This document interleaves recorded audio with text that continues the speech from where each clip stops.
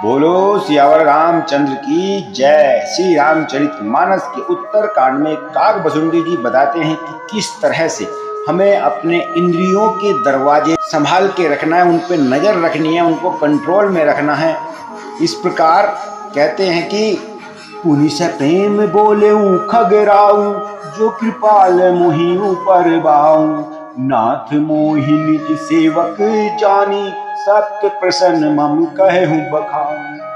पक्षी राज गरुड़ जी फिर प्रेम सहित बोले, हे कृपालु, यदि मुझ पर आपका प्रेम है तो हे नाथ, मुझे अपना सेवक जानकर मेरे 7 प्रश्नों के उत्तर और कह दें। हे नाथ, प्रथम ही कहूँ नाथ मति धीरा, सब ते दुर्लभ कवन शरीरा, बड़ दुख कवन कवन सुख भारी, सोऊ संक्षेप ही कहूँ विचारी। हे नाथ, हे दीर्घबुद्धि, पहले तो यह बताइए कि सबसे दुर्लभ कौन सा शरीर है, फिर सबसे बड़ा दुख कौन सा है और सबसे बड़ा सुख कौन सा है, यह भी विचार कर संक्षेप में कहिए कि संत असंत मरम तुम जानहु, तिनकर सहज स्वभाव बखानहु, कवन पुण्य श्रुति विदित विशाला, कहूँ कवन अघ परम कराला। संत और असंत का मर्म भेद मतलब उसका अंतर क्या है, उनके सहज स्वभाव का वर्णन कीजिए। फिर कहिए कि श्रुतियों में प्रसिद्ध सबसे महान पुण्य कौन सा है और सबसे महान भयंकर पाप कौन सा है। फिर मानस रोगों को समझा कर कहिए, आप सर्वज्ञ हैं और मुझ पर आपकी कृपा भी बहुत है। काकभुजंडी जी ने कहा कि हे तात, अत्यंत आदर और प्रेम के साथ सुनिए, मैं यही नीति संक्षेप में आपसे कहता हूँ। और कहते हैं, नर तन सम नहीं कबनेऊ देहि, जीव चराचर जाचत तेहि, नरक स्वर्ग अपवर्ग निसेनी, ज्ञान विराग भगति शुभ देनी। मनुष्य शरीर के समान कोई शरीर नहीं है, चर अचर सभी जीव उसकी याचना करते हैं। यह मनुष्य शरीर नरक, स्वर्ग और मोक्ष की स्थिति है तथा कल्याणकारी ज्ञान, वैराग्य और भक्ति को देने वाला है। और सो तनु धरि धरि भजहि न जे नर, होई विषय रत मंद मंद तर, कांच की रच बदले ते लेहि, करते डारी परस मनि देहि। तो कहते हैं कि ऐसे मनुष्य शरीर को धारण करके भी जो श्री हरि का भजन नहीं करते और नीच से भी नीच विषयों में अनुरक्त रहते हैं, वे पारस मणि को हाथ से फेंक देते हैं और बदले में कांच के टुकड़े ले लेते हैं। नहीं दरिद्र सम दुख जग माही, संत मिलन सब सुख जग जाही, पर उपकार बचन मन काया, संत सहज सुभायु खगराया। और कहते हैं कि जगत में दरिद्रता के समान दुख नहीं है तथा संतों के मिलने के समान जगत में सुख नहीं। और हे पक्षीराज, मन, वचन और शरीर से परोपकार करना, सेवा करना, यह संतों का सहज स्वभाव है। और कहते, संत सहि दुख पर हित लागी, पर दुख हेत असंत अभागी, भूर्च तरुवम संत कृपाला, पर हित नीति यह विपत्ति विशाला। संत दूसरों की भलाई के लिए दुख सहते हैं और जो अभागे असंत हैं वे दूसरों को दुख पहुंचाने के लिए कार्य करते हैं। कृपालु संत भोज के वृक्ष के समान दूसरों के हित के लिए भारी विपत्ति सहते हैं, अपनी खाल तक उधड़वा लेते हैं। किंतु दुष्ट लोग सन की भांति दूसरों को बांधते हैं और उन्हें बांधने के लिए अपनी खाल खिंचवाकर विपत्ति सहकर भी मर जाते हैं, लेकिन उन्हें दूसरों का कष्ट ही अच्छा लगता है। हे सर्पों के शत्रु गरुड़ जी, सुनिए, दुष्ट बिना किसी स्वार्थ के सांप और चूहे के समान अकारण ही दूसरों का उपकार करते हैं। पर संपदा बिना सही ना सही, जिमि ससी हिति अहिम उपल बिलाही, दुष्ट उदय जग आरती हेतु, जथा प्रसिद्ध अधम ग्रह केतु।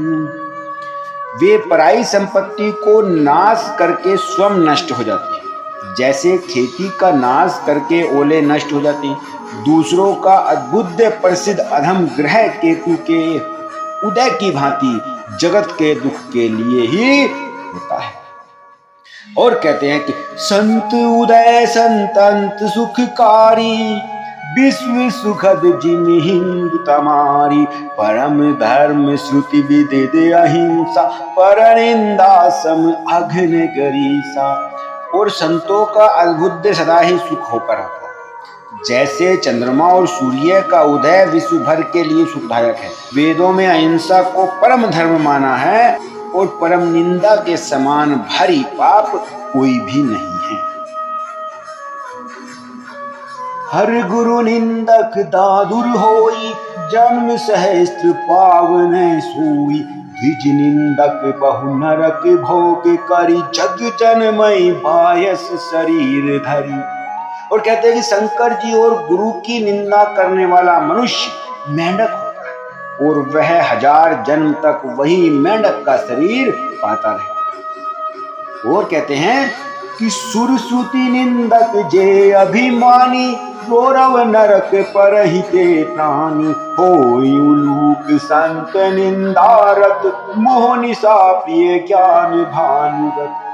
जो अभिमानी जीव देवताओं और वेदों की निंदा करते हैं, वे रौरव नरक में पड़े रहते हैं। संतों की निंदा में लगे हुए लोग उल्लू होते हैं, जिन्हें मोह रूपी रात्रि प्रिय होती है और ज्ञान रूपी सूर्य जिनके लिए बीत गया यानी अस्त हो गया, यानी उनके जीवन से खत्म हो गया, नजर आता है। सबके निंदा जे जड़ करही, ते चमगा दूर होई अवतरही, सुनहु तात अब मानस रोगा, जिन्हें ते दुख पावही सब लोगा। जो मूर्ख मनुष्य सबकी निंदा करते हैं, वे चमगादड़ होकर जन्म लेते हैं। हे तात अब मानस रोग सुनिए, जिनसे सब लोग दुख पाया करते हैं। मोह सकल व्याधि कर मूला, तिन ते पुनि उपजहि बहुसूला, काम बात कफ लोभ अपारा, क्रोध पीत नित छाती जारा। सब रोगों की जड़ मोह है। उन व्याधियों से फिर और बहुत से सूल उत्पन्न होते हैं। काम वात है, लोभ अपार कफ है और क्रोध पित्त है, जो सदा छाती जलाता रहता है।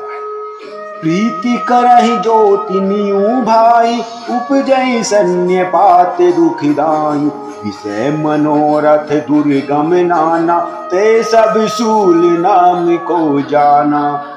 यदि कहीं अगर ये तीनों भाई वात पित्त और कफ प्रीति कर लें, मिल जाएं, तो दुखदायक सन्निपात रोग उत्पन्न हो जाता है। कठिनता से प्राप्त पूर्ण होने वाले जो विषयों के मनोरथ हैं, वे सब सूल यानी कष्टदायक रोग बन जाते हैं। उनके नाम कौन जानता है, अर्थात वे अपार हैं। ममता दादु कंडू ईर्षाई, हरस विषाद गरहि बहुताई, पर सुख देख जरन सोई छई, कुष्ठ दुष्ट दामन कुटिलाई। ममता दाद है, ईर्ष्या डाई खुजली है, ये हर्ष विषाद गले के रोगों की अधिकता है। गल कंठ कंठ माला या घेगा आदि रोग है। पराये सुख को देखकर जो जलन होती है, वही क्षय है। दुष्टता और मन की कुटिलता ही कोढ़ है। अहंकार अति दुखद डमरुआ, दंभ कपट मद मान नहरुआ, तृष्णा उदर बुद्धि अति भारी, त्रिविधि ईसेना तरुणा तिजारी। अहंकार अत्यंत दुख देने वाला डमरू रोग है, यानी कि गांठ रोग है। दंभ कपट मद और मान नहरुआ नसों का रोग होता है। जिसके अंदर कपट होता है, मद होता है, अहंकार होता है, उसके अंदर नसों का रोग उत्पन्न हो जाता है। तृष्णा बड़ा भारी उदर वृद्धि जलोदर योग है। 3 प्रकार पुत्र धन और मान की प्रबल इच्छाएं प्रबल की जानी है। और कहते हैं कि जुग विधि ज्वर मत सर अविवेका कह लगी कहो करो अनेका। मत्सर और अविवेक 2 प्रकार के ज्वर होते हैं। इस प्रकार अनेकों बुरे रोग हैं जिन्हें कहां तक मैं आपसे कहूंगा। एक ही रोग के वश होकर मनुष्य मर जाते हैं, फिर ये तो बहुत से असाध्य रोग हैं। ये जीवन को निरंतर कष्ट देते रहते हैं। ऐसी दशा में वह समाधि को कैसे प्राप्त कर सकते हैं। नियम कहते हैं कि नेम धर्म आचार तप ज्ञान यज्ञ जप दान भेषज पुनि कोटिन नहीं रोग जाई हरि जान।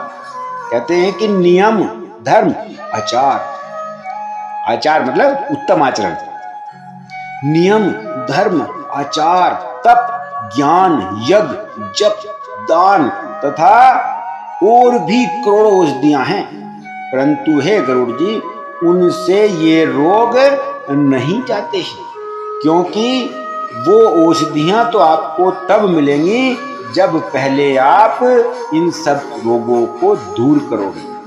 कहते हैं ना कि भक्ति करने के लिए हमें एकाग्र मन चाहिए, और एकाग्र मन होने के लिए हमारे मन के अंदर ईर्ष्या नहीं होनी चाहिए, द्वेष नहीं होना चाहिए, कपट नहीं होना चाहिए।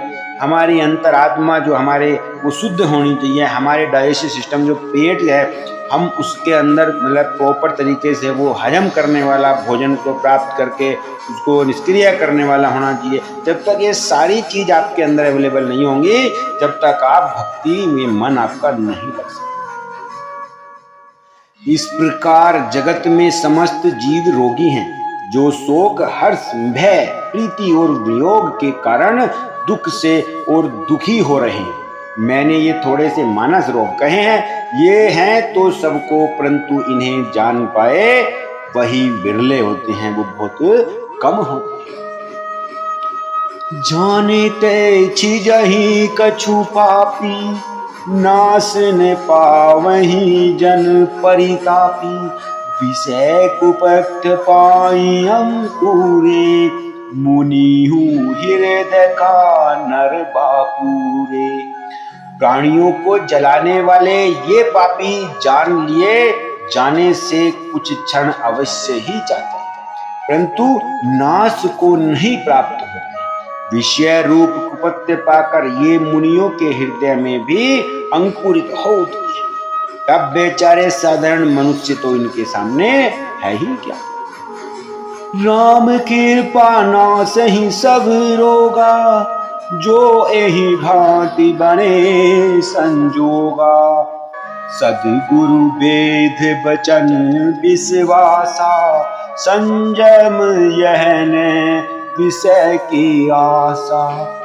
यदि श्री राम जी की कृपा से इस प्रकार का संयोग बन जाए तो ये सब रोग नष्ट हो जाते। सद्गुरु रूपी वेद के वचन में विश्वास हो जाता है।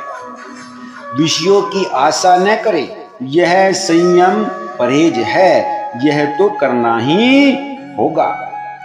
रघुपति भगति सजीवन मूरी, अनुपान श्रद्धा मति पूरी। एही विधि भले सो रोग न साही, नाही तजतन कोटि नहीं जाई। श्री रघुनाथ जी की भक्ति संजीवनी जड़ी है, संजीवनी बूटी है। श्रद्धा से पूर्ण बुद्धि ही अनुपान दवा के साथ लिया जाने वाला मधु आदि है। इस प्रकार का संयोग हो तो वे रोग भले ही नष्ट हो जाए, नहीं तो करोड़ों प्रयत्न से भी नष्ट नहीं हो। जय सियावर रामचंद्र की जय। इस प्रकार काक भसुंडी जी ने पूर्ण तरीके से बात गरुड़ जी को समझा दी। बोलो सियावर रामचंद्र की जय। अगले भाग में फिर उपस्थित होंगे, तब तक के लिए बोलो सियावर रामचंद्र की जय।